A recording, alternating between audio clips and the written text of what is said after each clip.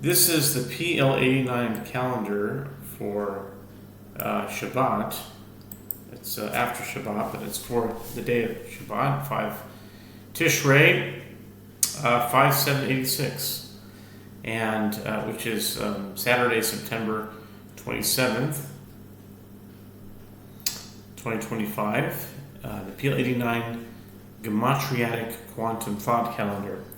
And with this calendar, it's an ongoing experiment in understanding things through Gematria and to see if I can understand the calculation of the 70 weeks of Daniel, if in fact there is such a thing as a 360-day prophetic year. What does that mean? What's the source of that? And my hope and my work is that this calendar will help shed light on that. But until then, I'm just experimenting with it and developing gematria calculations based on a timely manner, and hopefully the accumulation of these gematriatic calculations will shed some light on basically everything. I present this as a theory of everything in calendar form. So basically the basic idea of this calendar is that it's a lunar and solar calendar, which is based on the number 40. A lunar and solar calendar, the two calendars mainly are the Jewish calendar, the Hebrew calendar that we have today, and the Gregorian calendar. And I also have the Julian calendar, which was the calendar before the Gregorian calendar. It's a Daf Yomi calendar, and I've also included the Islamic calendar in it, all in this one calendar. And what really pulls it together, the driving force behind it, the engine, is the gematria. Is being able to calculate, see a number and immediately see a word. And over time, the idea is the time will tell a story. Okay? So basically I go through every day by looking at the box of the day. Now, how these boxes are calculated, the numbers that are, as you can see, is it goes by 8 plus 9. 8 plus 9 is 17, plus 9. 8 plus 9 is 17, plus 8 is 25, plus 9 is 34, and then plus 8 would be 42, but like I said, it's based on 40, so it cuts off at 40. 40 is a reset. And so then 34 plus 8 would be 42, but it's not. It just goes to 2 again. 2, 11, 19, 28, 36, and then not 45. It goes to 5, 13, 22, like that. And so this amount of time covers 90 days. Now, these are 80 boxes. It's 8 columns, 10 rows that are visible, and there's an invisible line here, which represents 10 days, or depending on, it could be 11 days, it could be 9 days, depending on what kind of month. Some Jewish months have have only 29 days, so that would be 9, but it's the last 10 days of a month, it could be 9, or a Gregorian month could be 31 days. So then it would be an 11 day. It's the last 10, 11, or 9 days, depending. But this time period is scripturally based. This whole calendar is based on redemption, and the ultimate geula is called in Hebrew. Geula means redemption. In fact, the reason it's based on 40, one reason it's based on 40, the word goel, redeemer, has a numerical value of 40 itself.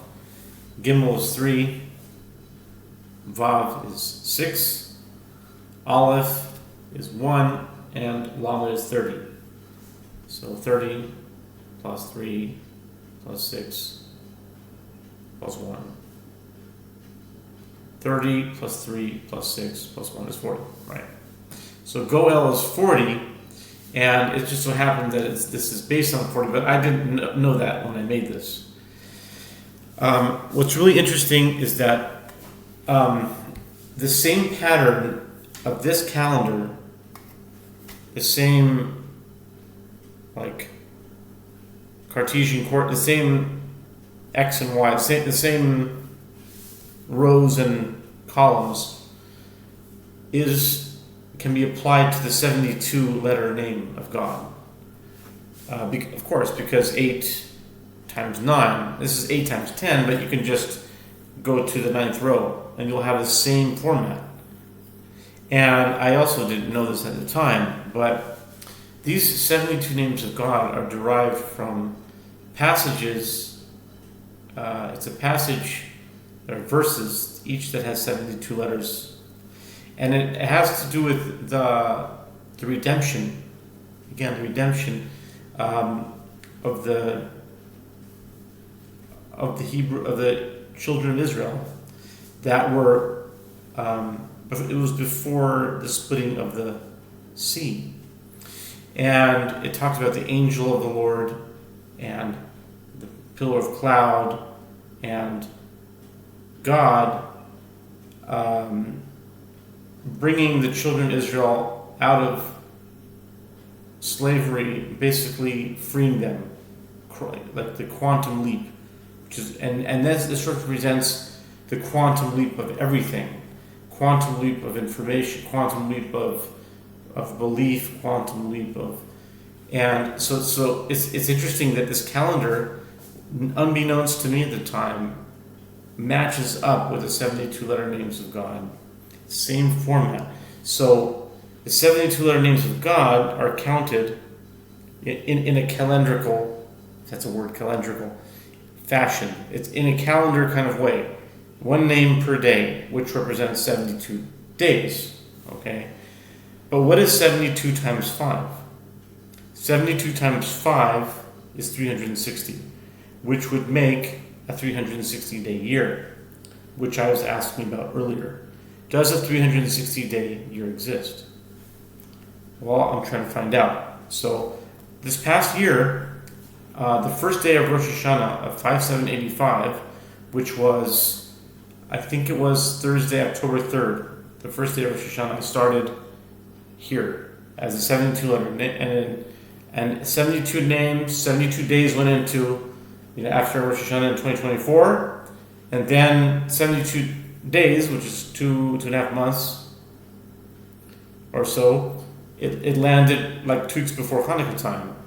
And then that completed one cycle. 72 is not the whole cycle. It terminated about 2 weeks before this cycle finished. Anyway, it went again, 72 names that from 2 weeks before Hanukkah, that it brought us to like the 25th day of Shvat in that year. Then I counted again, 72 names every day, one name per day. After the 25th day of Shvat, or 24th, maybe the 25th day was the first day of the next cycle. I'm not sure, but around there. I always leave like a day for a margin of error, so it doesn't have to be exactly that day. It can be a day before, a day after. Okay, but there is a place for exactness, but in calculations like this, I always leave a little bit for margin of error. So then after 25th day of Shvat came the 9th day, and during that 72 period is when I moved to Israel, and where I currently am now, in Jerusalem. And so, that, the third, say 72, let's call it that, landed us at, was between 25 Shvat and 9th of ER. And then the 9th of ER started the fourth one, and it ended up somewhere in the middle of Tammuz, and maybe 21st day of Tammuz, somewhere around there. And so, with the summer. And then finally the fifth one was started on around there, okay, roughly, 21, that 20-ish, 21, 22 of Tammuz, and 72 days brings us to where we are now. That was the fifth 72, which completed a 360-day year, which is exactly Shabbos Shuvah of 5786. Shabbos Shuvah is the first Shabbos of the year. It's the Shabbos of between Rosh Hashanah and Yom Kippur, which this year it comes out. It's on the 5th day of Tishrei, 5786, which was September 27th, which is interesting now that I'm remembering a year ago is September 27th. We were talking about this comet that the Zohar talked about, this comet that came, I think the 27th of September, I think it was. I'm not sure. But it was certainly close to these times. Anyway, the thing is, it was a comet or something like that, or something. It's a shooting star. Is a comet? Is that it? I'm not sure. Something cosmic. I'm not astrological. But anyway, we're getting off track here. The point is that what's very, very interesting about this quandary, this ongoing exploration about the 360-day year, is that on this very day when this finished the final 72-day count. Okay? We finished it and we got to box number 32. But in the regular count of when it goes from right to left, it goes from left to right, like just English or just like regular numbers go, left to right. But in Hebrew, it goes from right to left. So I was counting the 72, and it just so happens to be that the 5th day of Tishrei, which was today, this is for that, is 32, and was going from right to left, and it landed on this box. And this other count, in reverse, it went from right to left to right to left, both. And they both landed on this 32. This box right here. This 32 represents the 5th day of any month in this dispensation. In dispensation 3. But it also happens to be the 72nd name in that count. And it happens to complete the 360-day year. If you start the year from Rosh Hashanah, the first day of Rosh Hashanah of 5785, and then 360 days later, you're finishing now. And I don't know what that means though. I don't know what to do with that, but I'm making this video so that if someone sees it, they can say, okay, I know what you're grabbing for. I know what you're, it's like all right, I was going to give an analogy, better not. Someone would see this and say, I see your mathematics, I see what you've been calculating, and I can tell you what you've been trying to do. So that's where I'm at. I'm just kind of counting and recording. So if someone out there sees this video and it's of interest to you, you're interested in the material, please contact me. And I can explain more. There's a lot more about this calendar. And they're based in the thing that it's really solid, substantial. It's on solid ground because it's based on biblical verses. And these biblical verses are non-controversial. Whether you're Jewish, whether you're Christian, it's just, it just says it straight. It's not even it's not even an argument in Rashi or even among Jewish commentators. It's not even an argument. It's just straight in the verse. It says about the sabbatical year. Everyone's going to say it's 7 years. Jewish or Christian, doesn't make a difference. If you're talking about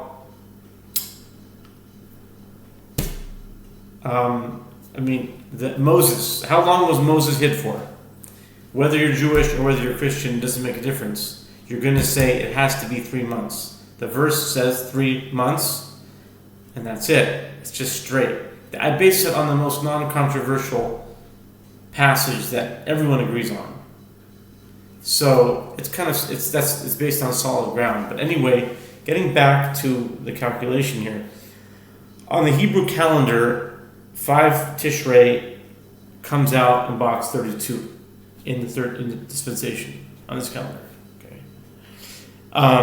So 32, the rule of 40, which you might remember from earlier, the rule of 40 says, well, the rule of 40 demarcates this whole calendar, but in fact, if you see the purple and lavender, there's 40 of each. So it's 40 and 40, it's 80 boxes altogether. But Moses was 80 years old during the time of the redemption.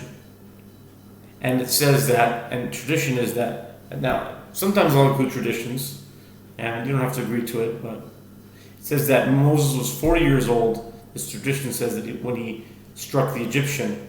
So again, you see 40 and 80. Okay, but let's get back to the idea here. The 32 is 72 by the rule of 40. The rule of 40 states, I think I say this in almost every video, the rule of 40 states that any box in this calendar, if you add 40 to it, it's going to be same number. So 32 equals 72 equals 112 equals 152, 192, 2,032,032. 2 trillion and 32. You have the idea. Okay, so today it is 72. But what's fascinating is that today, finish counting, it's the 72nd name ends right here. The word, the name, if you've studied the 72 names, the name Mem Vav Mem, which actually equals 86, and we just entered the year of 86. And it's fascinating that we ended off on this box, and it's 32 equals 72 by the rule of 40. Okay, that's the idea there. 232, 432, 832, Eretz Yisrael. I mean, any plus 40, 632. Okay, but 72 is really what was substantial. Now, September 27th is going to be in box 4. And I can't really think of anything that's 4. So you have to add 40. 44, 84. 124 did come out. The word Imadi. Imadi, Ariel Cohen-Loro made a video and he was talking about Imadi. 124 is also Yochanan. And there's a connection there with Imadi and Yochanan. But I think there's a pasuk in Hazinu, that it said Kamus Imadi. It had to be referring to this year. I think that's the 5,786 verse. It says Kamus Imadi. It's hidden, sealed with me or something. But that would connect to what was I? 124. Imadi was the word. See, Ayin and Mem is 70 and 40 is 110. 110, and then Yudala is 14. Yeah, it's 124. So, I think that's it for now, and let's pick it up on the next video.